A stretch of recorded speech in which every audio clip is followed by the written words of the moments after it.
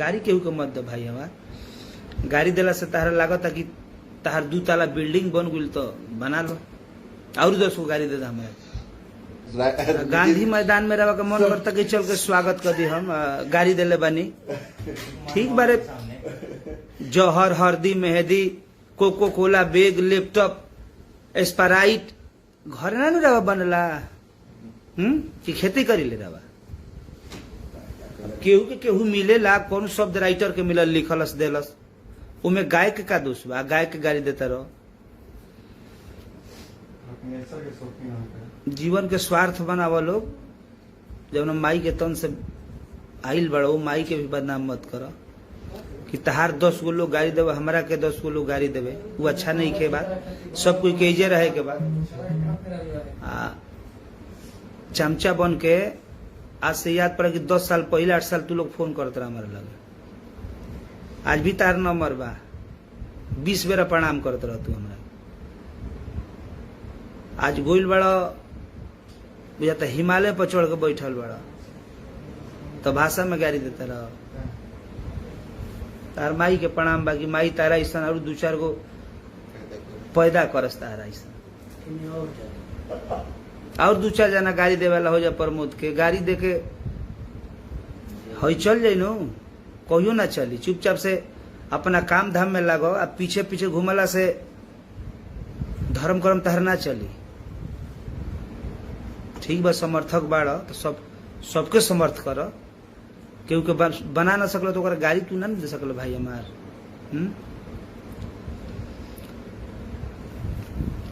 देखो तोहरे को लोग ना सुनेला आ तोहरे लोग के ना दिन बा हाला कर तारा यूट्यूब पर फेसबुक तोहरे लोग के फॉलोवर नहीं खे। हमरो 50 लाख फॉलोवर बा। न्यूज 50 गो न्यूज वाला कर बक बक बक बक बोल देला सका हो माने थी हो जीव बुझता आज तक पर चलत तार न्यूज जाके आज तक के न्यूज देला हमारा बारे में बरियारी पैसा दे के बोलवावे लो बरियारी पैसा रखल बड़ा मंथली पर कि 500 रुपया देबा के न्यूज हमारा बारे में छाप। शर्म कर लो। मेहनत कर सबके बढ़े के मौका दलो। ज्यादा विवादित पर आके यूट्यूब पर गरो देला गा देला सारा कोयला सबसे गाना के व्यू से मतलब नहीं खे। अपना बोल अपना मुंह से गा के जो बाजे ओकरा के आदमी कहे लगे गायक है। अब दुबेट लेके गाना गावा तारा लोग लिख दे तारा लोग तो बुझाता कि माने बड़का जग जीत ले लोग। आज तक दुबेट के बदौलत इतिहास में हमारे उठा के देखिए। अपने अपने अपन मैटर हम बजाइले लोग के मैटर ना कि हऊ गा दिली उनकर पंचीट हो गई हऊ गा दिली तुमकर पंच वाला तू लोग कलकार हो पंच वाला गायक हवा राइटर हो पंचे लिखाई तो तार लोग कंपनी में पंच दुएट गीत खोजल जाता पर प्रमोद के गीत खाती मार खाली सोलो खाती मार भई रहे। सोलो कि प्रमोद सोलो गा दे कतनो रफो गा दी तब सहारा लेके चलो तार लोग गाड़ी गलोज के बड़ा तू लोग। हरदी तारा मेहंदी तारा घर रोपले बड़ो तार पर्सनल हो।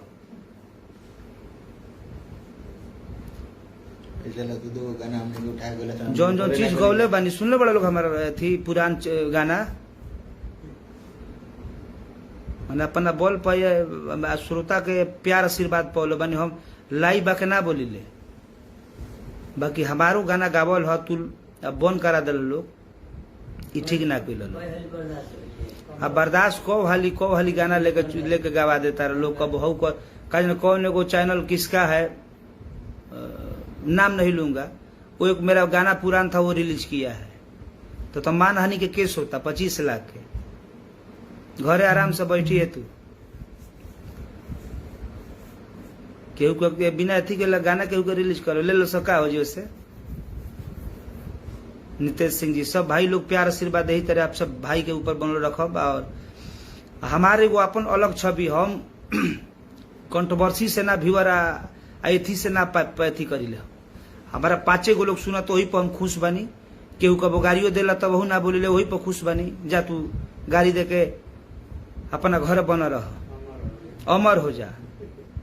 एगो गाना हमारा ही रहे कमर ओढ़ के अमर हो जा। वो गाना के गादर उससे अमर हो गइल आरा जालू ई सब का आरा जालू हमने के तब ना बोल रखा आदमी कुछ ना अमर हो गइल तो ठीक बा अमर रह अपना घर बन रहत